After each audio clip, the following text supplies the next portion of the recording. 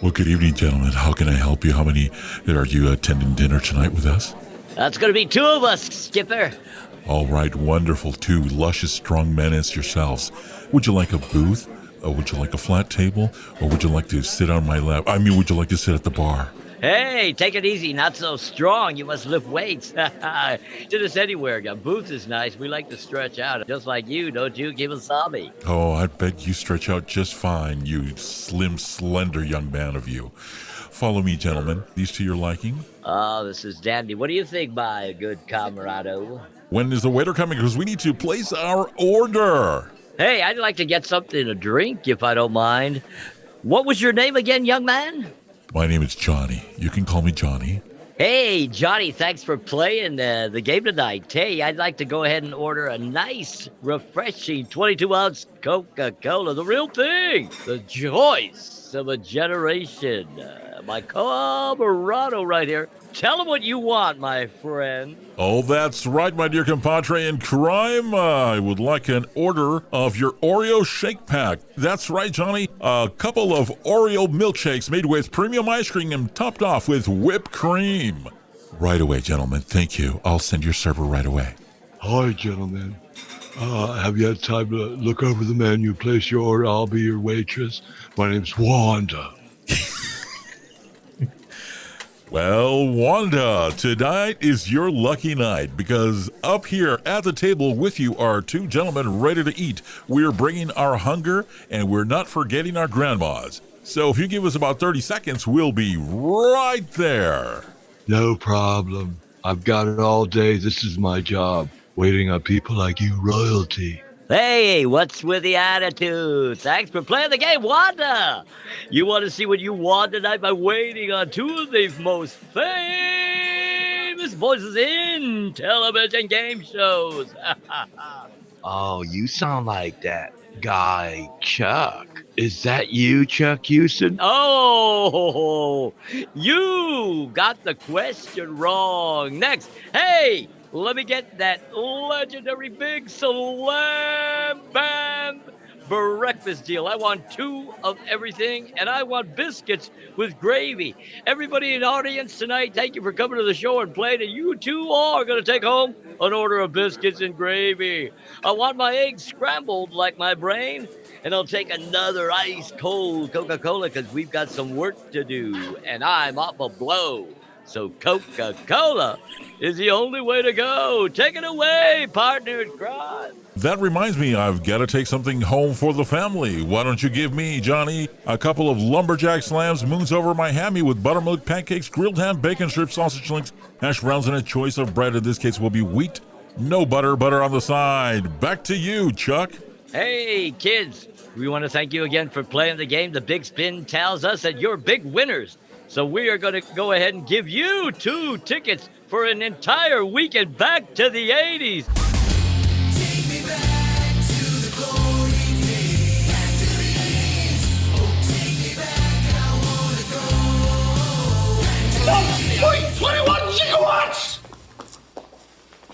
1.21 gigawatts. What the hell is a gigawatt? Toscano, I go through a case of 3 Musketeers and a 12-pack of Mountain Dew every time I sit down to do the research, to bring the best show we can bring to anyone that gives a damn or listens to us. Anyway, Toscano, tonight, I think we're going to take it back home to the days where TV was cutting edge, but yet still family-oriented, a lot of humor. A bit controversial, but yet it was real television that you can actually sit with your family and watch. Some of it, subliminal, older comedy in a lot of those shows. Today on Back to the 80s, we do want to give a special thanks to everybody that's listening. And we've got some special treats for you guys as well, because we want to let you know that starting the following show, we're going to be inserting a couple of new segments for you guys. So you got to tune in. It's a surprise. I think you guys are going to enjoy this change to the show. It brings some light, it brings some humor as well, but it also brings back a lot of nostalgia. So stay tuned for that for the following shows. A big shout out if you're listening to us from overseas, from outside of the United States. Everybody that listens to us here in the United States as well, a big shout out. When we come back, we're going to be talking about the TV shows of the 1980s. And yes, we have talked about TV shows, but we're going to continue the saga of television programming in the 1980s. You are listening to Back to the 80s Radio. Here's a song that's going to make you wish you were in Tijuana. Something from The Wall of Voodoo with I Wish I Was in Mexican Radio. Back to the 80s Radio. Don't go anywhere.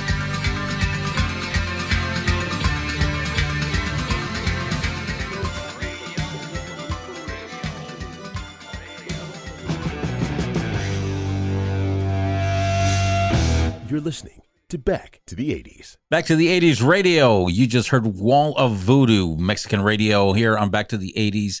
Today we are talking about TV shows. But we can't talk about TV shows without a special look at a piece of history. Since 1953 until the 1980s, the TV Guide was the most popular magazine in the United States. It appeared every week, as I mentioned, about Thursday, and it would carry content for the following Saturday through Friday.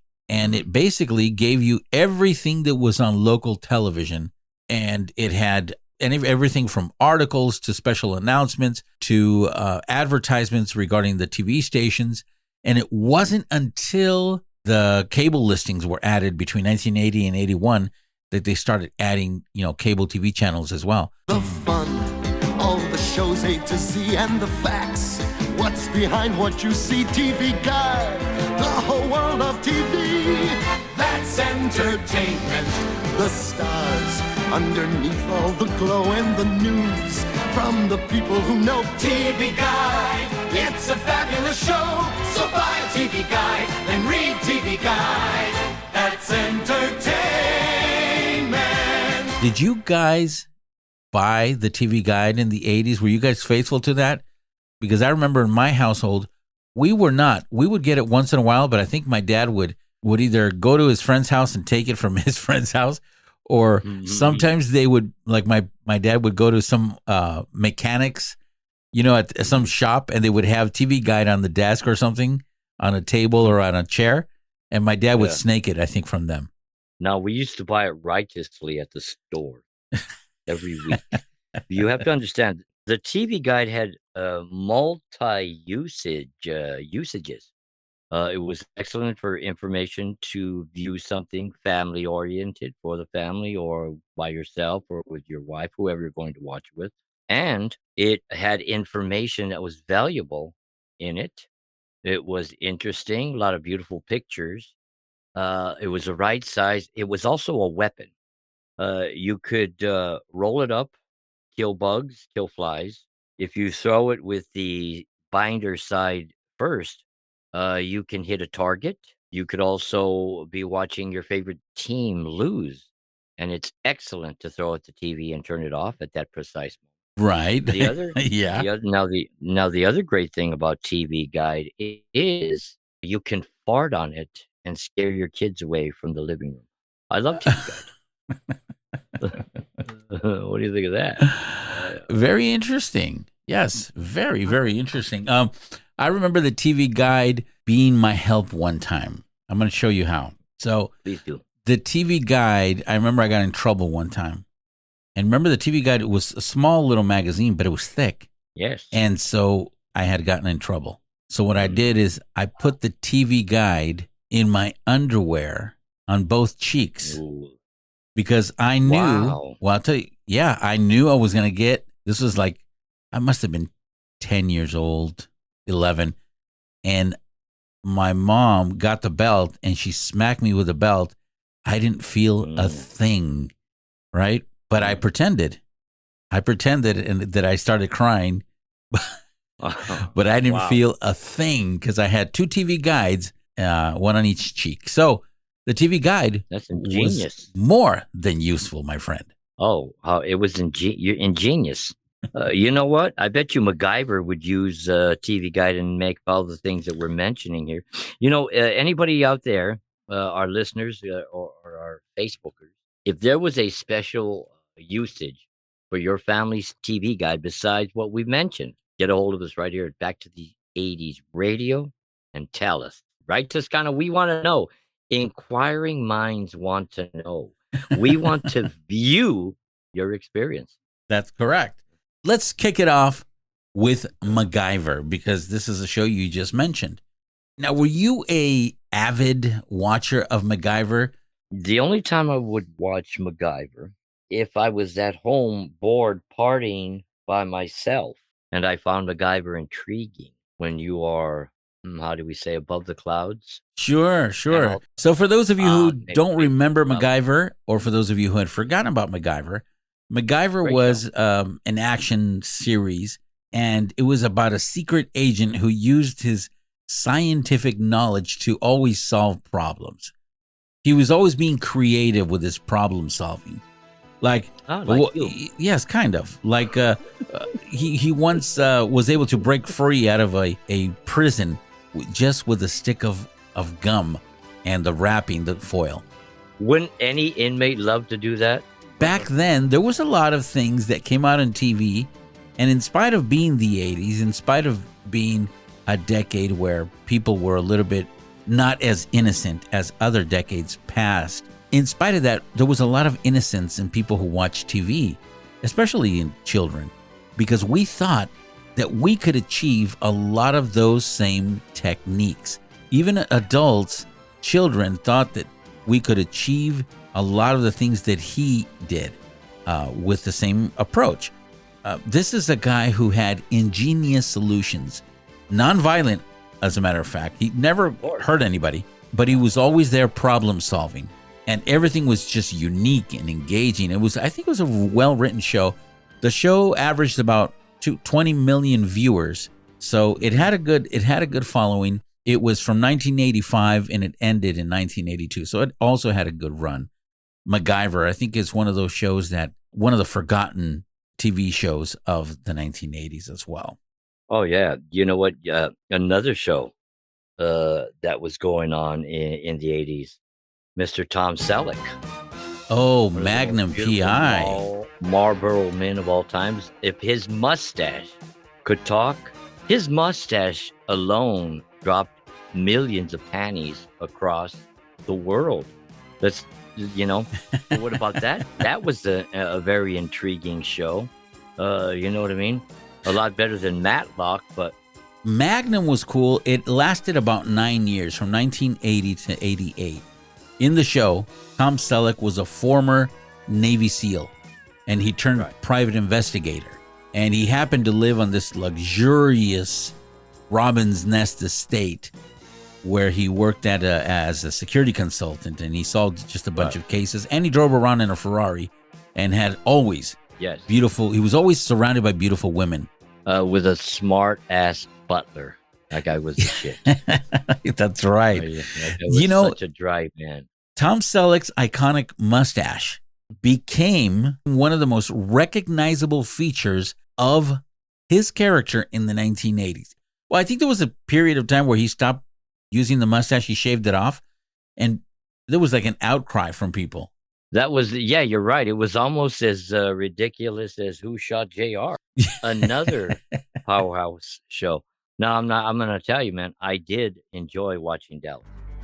Well, yeah, I guess so. I've never been one to watch anything that's serious. Well, if you've got Linda Gray, Charlene Tilton, Victoria Principal, and then you had Kristen Crosby, you're out of your mind if you weren't watching Dallas as a teenage boy or older. Hotness all over the place. And you get a crazy villain. What? Jeannie's husband? That guy used to bang Jeannie and now he's J.R. Ewing? Now, something really cool. This show, I mean, if you're comparing this show in viewership to what we just talked about with MacGyver, Dallas reached 83 million viewers, especially for the episode called Who Done It. Now, do you remember who shot JR? Yes, it was Kristen Crosby, Sue Ellen's sister. See, you know everything about the show. I had no idea. I used to watch that show with my sister Lisa Friday night. So it was basically a soap opera. You know that, right? Well, it was a soap opera with a lot of craziness. Now, take it easy. I don't remember. You anybody watch in soap a operas. soap opera. I'm the tough guy, Chang. I could You- kill you with just the look of my brow. Oh, wow. I Listen can to you. just by the look of my brow, I can shoot you wow. down. Wow. Oh, where's Wow, my really? Dallas soap opera show? So this from a guy who wears the Tigra pink shirt with Yes. rolled up sleeves and a sweater tied around his neck, just going to hang around at the La Puente Mall. You know what? You used to dress like Larry. No, never. But I can't tell you, I used to dress more like Jack Tripper. Oh, okay. Jack Tripper. And speaking of Jack Tripper, let's take a little break. Let's play some more music here and Back to the 80s. When we come back, we're going to talk about that awesome show, my favorite show of all the 80s, Three's Company. Come and knock on our door. Come and knock on our door. We've been waiting for you. We've been waiting for you.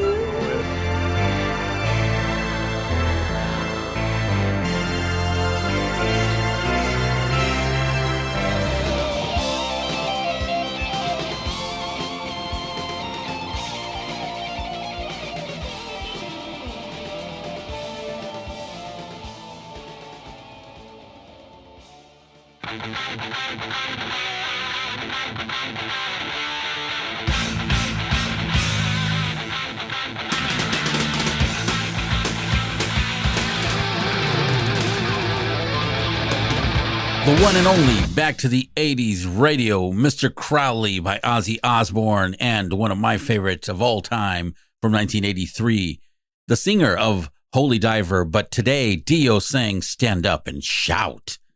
What a great album, my friend. What a great album. You know, one of the great things about both singers fronting Black Sabbath, both led extraordinary careers as solo artists with just some dynamic musicians they surrounded themselves with. But I would have to say Ozzy always had a greater, younger guitar player, where Dio only had Vivian Campbell. Anyway, that's just some metal information. Toscano, you mentioned about Three's Company when I threw it at you, that you dress like Larry, that you dress more like Jack Ritter, which I got to ask you, Janet? Oh, there's no doubt in anyone's mind, it has always been Janet Wood. That's right, Joyce DeWitt as Janet Wood. Oh, yes, I would agree because Mrs. Chang resembles Janet. Oh, So that's why. Yes. I would turn off the lights and I would tell Mrs. Chang, da, da, da, da, da, da. Come on, knock on our door. That's right. We've been waiting for you. Now, did you know that Three's Company originally was based on a British sitcom called Man About the House? Yes, I did know that. Really? Because I had no idea.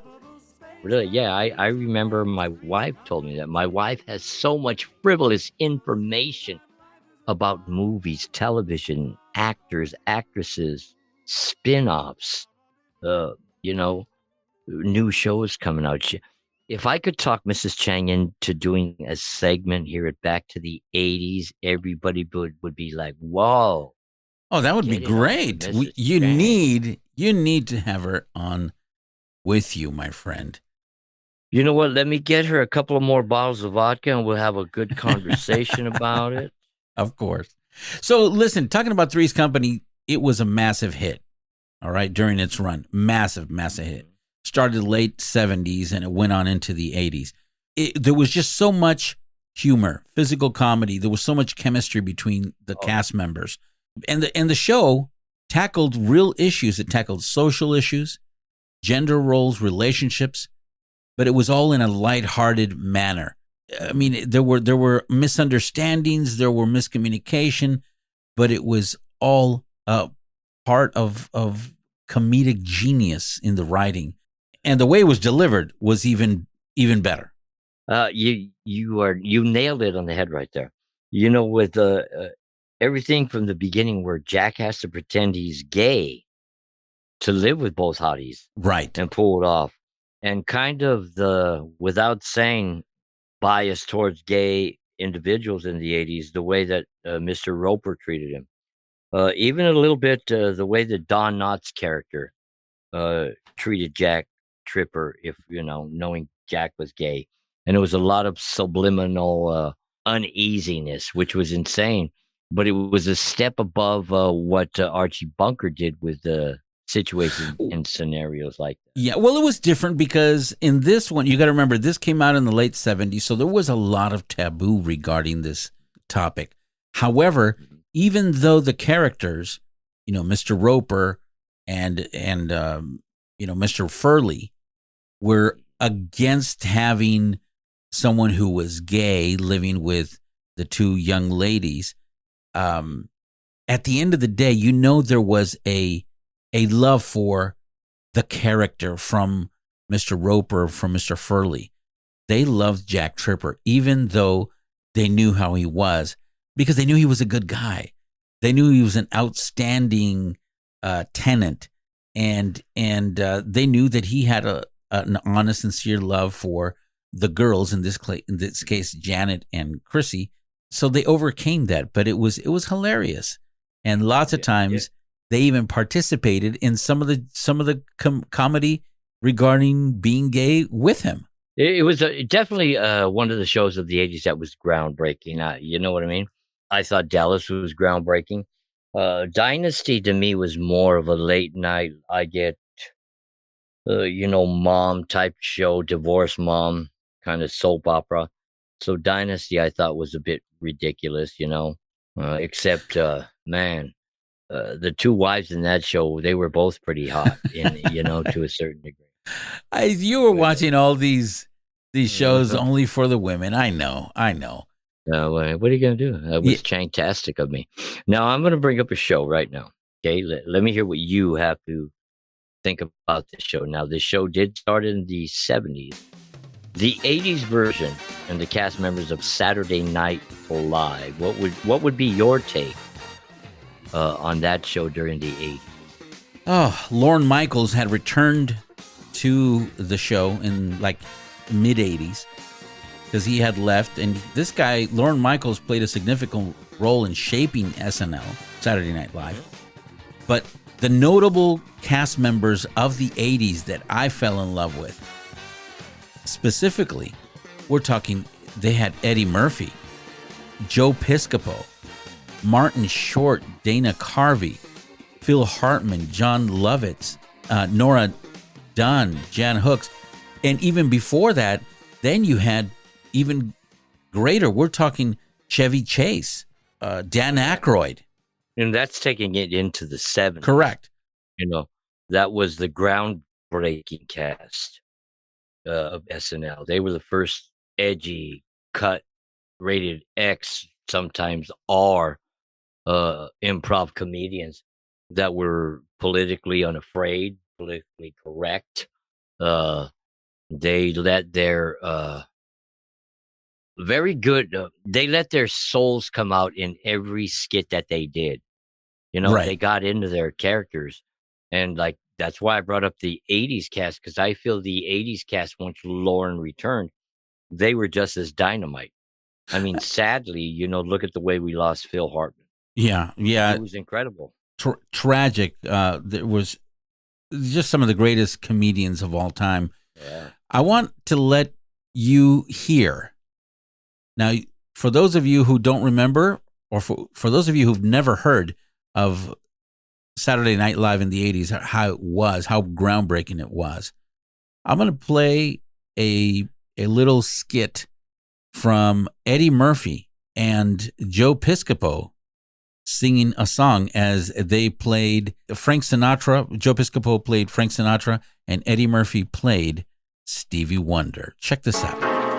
I am dark and you are light. You are blind as a bat, and I have sight. Side by side, you are mine. Perfect harmony. We're talking salt and pepper, Sammy and Dean, Stevie and me are peachy keen. You are white. You are black, and who cares? Who cares, baby? You're listening to Back to the 80s.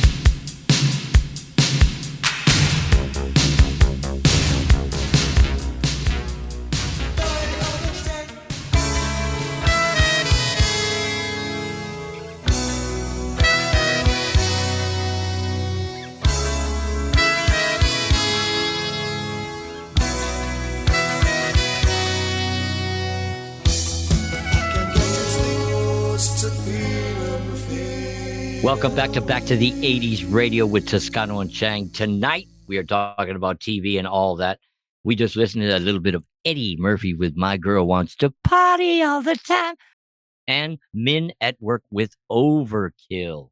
We are talking about TV shows of the 1980s and going a little bit more in depth.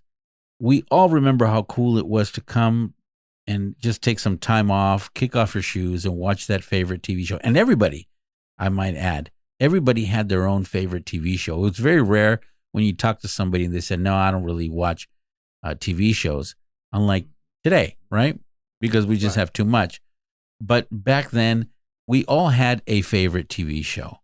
Yes, we did. And we had so much to choose from. Could you boil it down to just one? Yeah, you know what? I'm going to have to tell you this show. I'll give you a quick description of why I loved that show.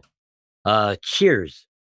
Oh, I used to get together with my buddies, Mike Bossio, Martin Gonzalez, my buddy Mike Kenyer, and Cena, my buddy Ramey, one that got killed in '85. We used to watch this show religiously at any one of each other's houses. We would get together and we would kill over a case of Lowenbrauer Heineken. We were smoking Humboldt. We weren't smoking Mexican Sensimilla back then. But that show always will go down as one of my favorite shows because I love the content. I love the humor. I love the characters. But because all those guys that I connected with enjoyed it just as much as me. It was magical. And I will say this really quick. So was the cast of SNL. That's why I brought it up in a way. yeah. We would get together and watch that all the time. I mean, there was a lot of times we create our own parties at one of our houses. And SNL was always on every Saturday night when we all used to get together and crazy. So there's my show. Cheers. So I got to hear what Tusky's got to say. Well, being that I was younger of age, that I knew what Cheers was. I just could never get into it. I could also not get into shows like Family Ties. And don't get me wrong, Michael J. Fox was one of my favorite actors because of Back to the Future. But there were some TV shows that I just couldn't do. I think my favorite TV shows, aside from my all-time favorite was Three's Company. But then it would be shows like Different Strokes that also started in '78 and went up to 1986. I used to watch once in a while. I'll watch Facts of Life because I liked some of the hotties there, and of course shows like Silver Spoons with Ricky Schroeder. But there was a particular show that in 1987, this sitcom centered around a dysfunctional family, and it was the first of its kind. It didn't average much more than 15 million viewers, and it was very controversial. It always pushed the boundaries, and it always appealed to the younger adult audience. In this case, I was going to high school. Married with Children, and Al Bundy with his wife, Peggy. This was just such a funny show. I mean, you talk about dysfunction. You talk about modern day children, teenage behavior pattern. I mean, Kelly, she was that typical hot little high school chick, metal chick that I think a lot of us in the 80s remember. I mean, especially a cat like me. I was a metalhead. I'm a rock and roller. Bud, that kid, he played that role so epic. The little brother that got talked crap to by his sister. He had an incredibly hot sister. His dad was a smartass. His mom was a hottie and a smartass. He was a smartass. What's funny? That show, I used to tell my daughter when she had kids, reminded me of my daughter. And my son-in-law, Douglas, I used to call him Ivan, and those two kids are my grandkids. I love my grandkids, but that would be my grandchildren. Yeah. And my daughter's like, she's pretty much a peg, especially with a leopard print. I mean, they were one of the most funniest, loving, dysfunctional families and neighbors. I mean, they took 80s family to another level. They weren't cartoons. These were real freaking characters. Yeah. The manner that Al Bundy roasted people specifically because he was a disgruntled shoe salesman and who basically hated his married life. Whenever he would be at his place of work, he made fun of women, and he made fun of women who were overweight. I want you know what? This is a show about the 80s, and don't get offended. So I want you to listen to some of Al Bundy's best roasts. Remember me, Bundy? No. The one you insulted? I'm sorry, ma'am. You'll have to be a little more specific. You made fun of my weight. You called me a giant seal? Well, let's see. I had 4 elephants. I had a rhino who wanted some flip-flops. Had a manatee. Nah, don't remember any seals. Could you jog my memory? You know what jog is. That's what you do when the ice cream truck is pulling out. With this attitude, you're going to be working here for the rest of your life. Well, take a gander into the seat next to you if you want to see what your future looks like.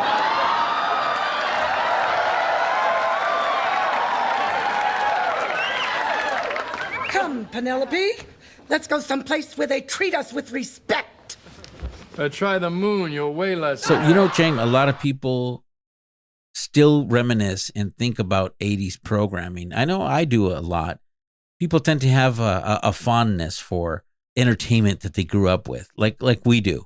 And for those of you who came of age in the 1980s, TV shows and culture from that era are always going to hold a special place in our hearts. It contributes to that sense of nostalgia. But the 80s, oh my gosh, memorable shows. Shows like MASH, The Golden Girls, Cheers, The Cosby Show, etc. It created a cultural impact. These were shows that were original and creative, although we did have limited choices compared to today, where now you have 100 billion TV shows because everything's on YouTube. I was thinking a couple of nights ago, and I was blown away by this thought. Did we ever imagine in our wildest dreams that someday in the future we would have on the computer access to not only hundreds of millions of channels, but that people in society would stop watching TV as we once did and watch channels created by the kid next door, and that people would be more interested in watching stupid entertainment rather than watching television as we once knew it. Did you ever, even in a million years, imagine something like that? No, I didn't. And on the same token, I never thought that I would imagine where television went by voice track and lame kind of half-ass acting skits as it does now.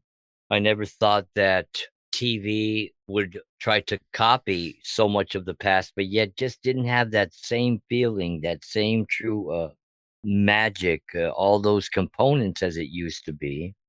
And then you have to remember that television nowadays is cheap.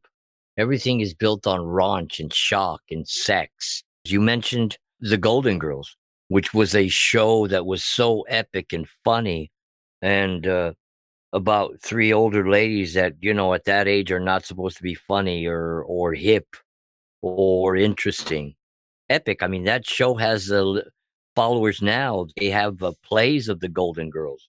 They have reunions. They have events and gatherings about the Golden Girls. And the stuff that they talked about, remember? Some was even X-rated for their age, because that's what we thought. You talked about death. You talked about sex with older people. You talked about grandchildren doing bad things, early pregnancy. You talked about, animal cruelty. You talked about sex was a big thing with Blanche. There was so much humor, but real stories. It was amazing. A show. We could probably do a whole show, which maybe we will, on the Golden Girls alone. Right. I mean, shows like that were captivating. They were funny as all hell. You know, they brought in family, but there's that old slapstick subliminal comedy. You know Yeah, what I mean? and you know what? It's a shame. And these shows were short. You got to keep in mind that although shows usually were on for 30 minutes, a show was not 30 minutes. A show was roughly around 12 to 13 minutes long because the rest were commercials. We had commercials. We didn't have the luxury of fast forwarding commercials until later 80s. We were able to record them and just fast forward it. But if you didn't have a VCR, you'd had to watch the commercials. And it's a shame that today our focus, and I'm saying society in general, that our focus is so limited that if we don't get a shot of dopamine watching a short video in the first 3 seconds, we change them. That's why you got channels like YouTube where you have 100 billion channels of crap to watch. Exactly. And people pay money and people make money doing that. Now, I'm a guy that I enjoyed the commercials growing up because to me, it was also a television show. You know, I've always liked to, just like you, do voices, impressions. You know, I like to improv certain scenarios.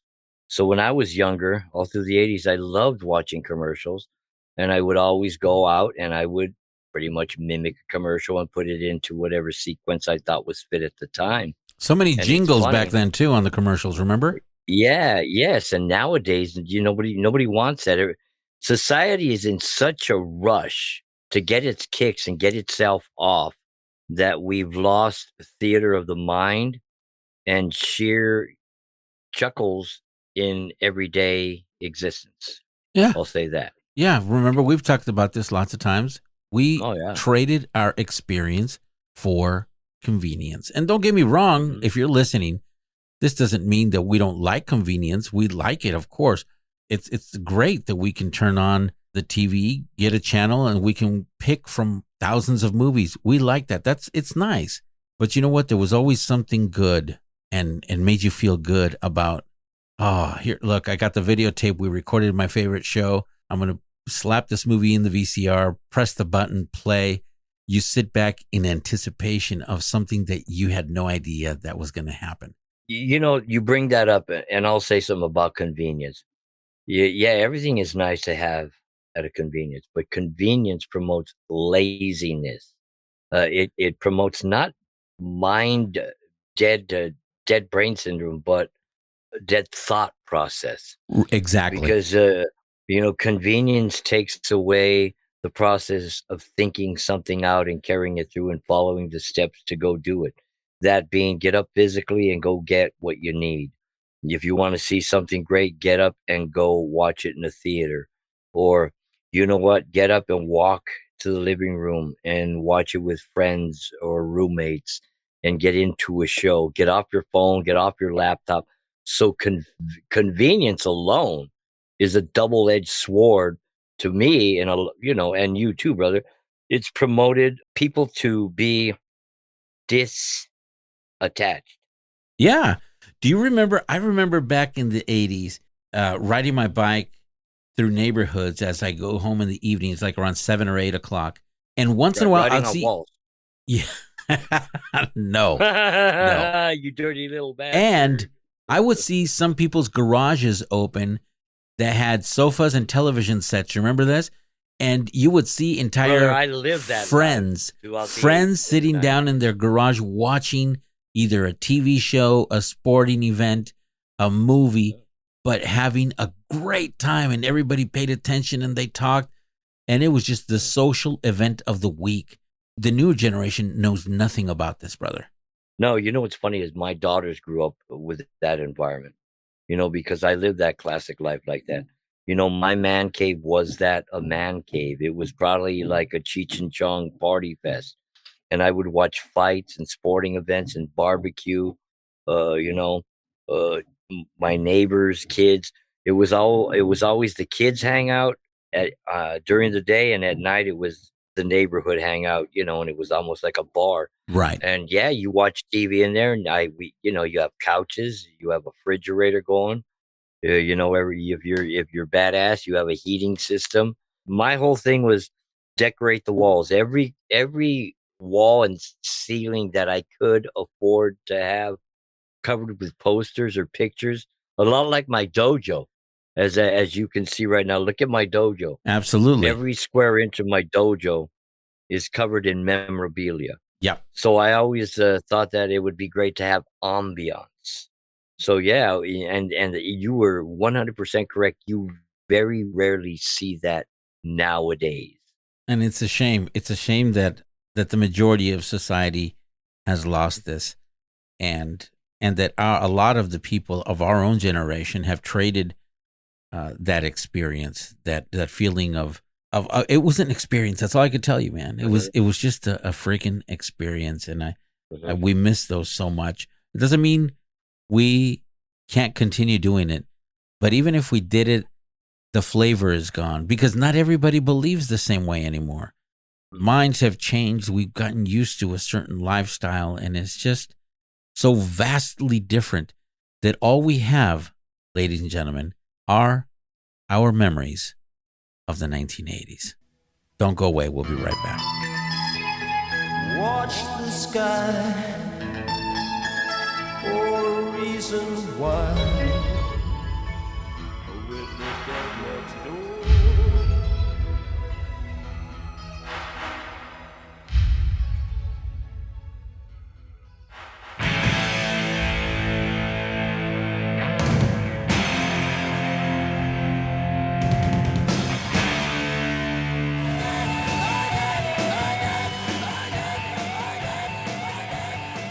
Back to the 80s radio, The Dead Next Door by Billy Idol and Killed by Death Motorhead.